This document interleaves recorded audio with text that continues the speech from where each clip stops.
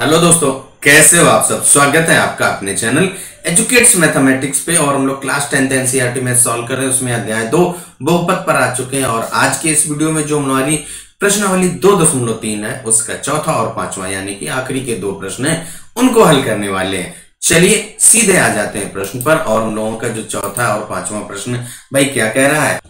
चौथा प्रश्न हम लोगों का क्या है भाई कि आपका यदि x घात 3 माइनस के 3x2 धन का x धन 2 को एक बहुपद gx है भाग देते हैं तो आपका जो भागफल और शेषफल क्रमशः भागफल हम लोगों का x माइनस का 2 आता है और जो शेषफल है वो आपका माइनस के 2x और धन के 4 आता है।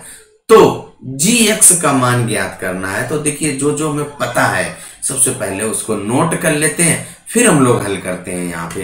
तो देखिए जो हमारा बहुपद दिया जाता है उसको हम लोग px से लिखते हैं। तो यहाँ पे px का मान आपका दिया गया है। इसके बाद gx यानी जिससे भाग दे रहे हैं वो आपको ज्ञात करना है। फिर भागफल यानी कि जो आपका qx है वो कितना है x माइनस 2 और शेषफल जो rx है जिसको रिमाइंडर इंग्लिश में कहते हैं वो आपका माइनस का 2x धन का 4 है। अब ये लिख लिया। अब इन चारों में एक संबंध होता है, उस संबंध को पहले लिखते हैं और सभी मान रखते हैं, हल कर देते हैं, gx अपने आप आ जाएगा। जो आपका रिलेशन या संबंध होता है px qx gx और rx, यहाँ पे क्या होता है px बराबर आपका क्या होता है gx गुणे qx और धन का rx यानी कि शेषफल। यानी कि हम लोग जो पढ़ चुके हैं कि जो भाज्य बराबर भागफल गुणे भाजक और धन शेषफल, वही यहाँ पे होता है। अब यहाँ पे ये सभी मान रख दिए, px का मान रख दिया, gx तो हमें ज्ञात करना था, इसके बाद जो भागफल आया था वो x माइनस 2 धन शेषफल आपका माइनस का 2x धन 4 है। अब ये मान रख दिया हमने, अब हमें इसको हल कर देना है। तो देखिए जो ये हम लोगों का है इसको लेफ्ट साइड लाइए, रैखिक समीकरण के जैसा भाई हल करना पड़ेगा। अब जो रैखिक समीकरण में अगर आप लेफ्ट से राइट, राइट से लेफ्ट ले जाते हो तो जो चिन्ह होते हैं वो बदलते हैं। अब यहाँ पे देखिए ये माइनस का है 2x है तो ये इधर आएगा धन का, और जो धन के 4 है वो ऋण के 4 हो जाएंगे। तो यही यहाँ पे लिख दीजिए भाई x घात 3 माइनस का 3x घात 2 धन का x और धन का 2, ये जो आपका माइनस के 2x है इधर आएगा धन के 2x और 4 है वो ऋण का हो जाएगा। तो ऋण के 4 बराबर आपका जो gx है उसको ऐसे ही लिख दीजिए और गुणे x माइनस का 2। अब यहाँ पे इसको केवल आप सरल कर दीजिए यानी कि हल कर देंगे। तो देखिए x घात 3 तो ऐसे ही रहेगा, माइनस के 3x घात 2 भी वैसे ही। अब ये देखिए आपके x और ये 2x है, ये आपके सजाती पद यानी एक जैसे हैं तो ये भी धन जुड़ जाएगा 3x हो जाएगा। इसके बाद संख्याओं में देखिए ये 2 है और ये आपका 4, एक धन का एक ऋण का घटेगा और घटाने के बाद जो चिन्ह आएगा ज्यादा वाले का ऋण है तो ऋण के 2 बराबर आपका gx और गुणे x माइनस का 2। अब जो gx का मान ज्ञात करेंगे ये आपका गुणे में तो इधर आएगा बटे में यानी कि भाग में हो जाएगा। तो भाग में कर दीजिए x घात 3 माइनस के 3x घात 2 धन का 3x और माइनस का 2 और बटे आपका x माइनस 2 बराबर आपका gx हो गया। अब हमें क्या करना है भाग कर देना है। चलिए नोट करते हैं और भाग करते हैं भाई।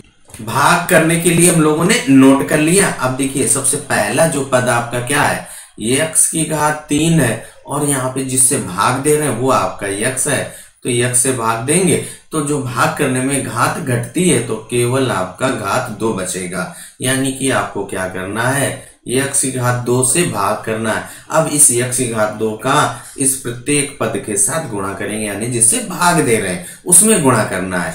तो ये क्या हो जाएगा आपका x घात 3 और माइनस का 2 x की घात 2, ये तो आएगा भाई एक धन और एक ऋण तो आपका ऋण का चिन्ह आएगा। आप घटा दीजिए, घटाने पर चिन्ह बदल जाते हैं तो हम लोगों ने भी बदल दिए। ये देखिए कट गया, एक धन का एक ऋण का है घट जाएगा, ज्यादा आपके ऋण के हैं तो ऋण का चिन्ह लगा दीजिए, x की घात 2 बचेगा और धन के 3x। अब आप क्या करेंगे, देखिए आपके पास माइनस के x की घात 2 है और जो पहला पद यहाँ पे x है तो x से भाग कीजिए तो आपका केवल और केवल माइनस का x। 2 से एक घात कम होगी तो आपकी एक बचेगी, एक घात लिखते नहीं है तो इसलिए केवल आप माइनस का x लिखते हैं। तो माइनस x से गुणा कर दीजिए इस प्रत्येक पद के साथ तो आपका माइनस का x की घात 2 और यहाँ पे माइनस माइनस प्लस वो भी 2x हो जाएगा। अब आप घटाएंगे, चिन्ह बदलेंगे, ये धन का हो जाएगा, ये ऋण, तो ये तो कट गया, 3 से 2 घट जाएगा तो केवल और केवल x बचेगा क्योंकि 3 आपका ज्यादा है, वो धन का है। अब आप इस माइनस 2 को नीचे ले आइए। अब देखिए जिससे भाग दे रहे हैं वही आ गया, इसका मतलब आपका धन के 1 से जाएगा तो x माइनस का 2 और घटा दीजिए, घटाने पर चिन्ह बदलते हैं, यहाँ पे कट गया पूरा पूरा और पूरा पूरा विभाजित हो गया, यानी कि भागफल जो आपका आया है x की घात 2 माइनस का x और धन का 1। यही हम लोगों का जो gx ज्ञात करना था वही हो गया। तो यहाँ पे लिख दीजिए gx बराबर आपका x की घात 2 माइनस का x और धन का 1। यही हम लोगों का आंसर हो जाता है भाई। अब इसके बाद आ जाइए अगले प्रश्न पर। पांचवा प्रश्न हम लोगों का क्या कह रहा है, केवल और केवल आपको उदाहरण देने के लिए कह रहा है कि जो px, gx, qx और rx के ऐसे उदाहरण दीजिए जो विभाजन एल्गोरिथम को संतुष्ट करते हो। पहला भाग आपका क्या कह रहा है कि घात px बराबर घात qx, यानी कि जो px जिसमें भाग देते हैं और यहाँ पे जो qx है वो आपका भागफल है, यानी भागफल और जो जिसमें भाग दे रहे हैं यानी कि भाज्य, दोनों की घातें बराबर हों। चलिए अब एक उदाहरण देते हैं फिर आप समझाते हैं। अब देखिए हम लोग कोई भी एक ऐसा द्विघात, त्रिघात या केवल एक रैखिक जैसा चाहे वैसा लिख लीजिए। मान लो आपका जो px है वो बराबर है x की घात 2 धन का 5x और धन का 6। ये हमारा एक px है, इसकी घात कितनी है, अगर आपसे घात पूछा जाए तो इसकी घात 2 है। अब हम लोग क्या करें, इसमें घात 2 ही रहे, भागफल आपको ज्ञात करना है तो हम लोग क्या करेंगे, इस px में किसी एक संख्या से गुणा कर दो, चाहे आप 2 से, चाहे 3 से, चाहे 4 से, जिससे चाहो आप गुणा कर दो। मान लो हम लोग 3 से गुणा कर देते हैं तो क्या हो जाएगा आपका 3x की घात 2 धन का 15x और धन का 18। अब देखिए क्या कीजिए, यहाँ पे आप 3 से भाग कर दीजिए तो हम लोगों का ये px हो गया। एक आपका कोई बहुपद लिया, अब उसमें हमने 3 से गुणा कर दिया, अब ये px बराबर आ गया।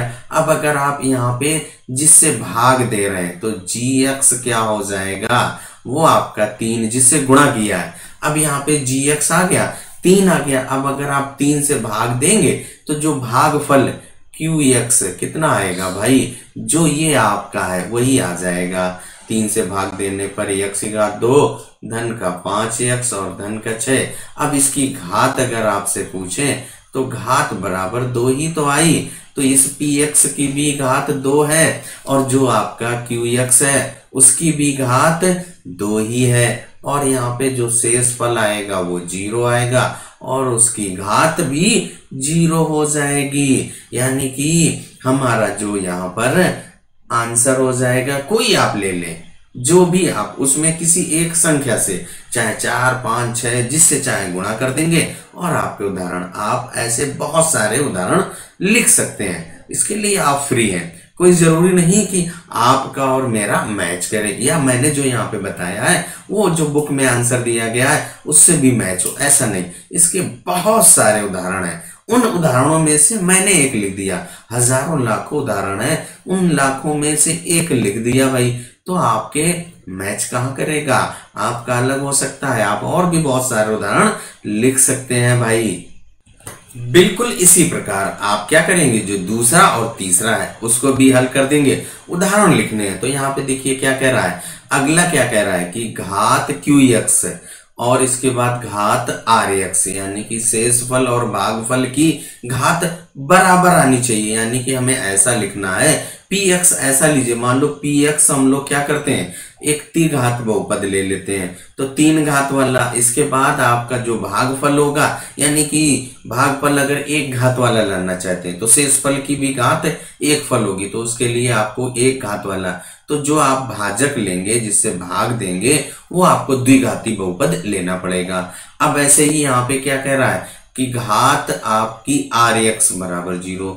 0 घात कब होगी? जब आपका जो शेषफल आएगा वो एक संख्या आएगी, 4 आएगी, 5 आए, संख्या आ जाए, इन सभी की जो घात है वो 0 है। तो यहाँ पे देखिए 4 को हम लोग क्या लिख सकते हैं, कैसे पता चला कि 4 की घात 0 है? 4 को हम लोग 4 गुणे x की घात 0, यहाँ पे जो चर है वो x है, उसकी घात 0 है, और x की घात 0 का मान आपका 1 ही तो होता है। 1 गुणे 4 करिए तो आपका 4 ही आएगा।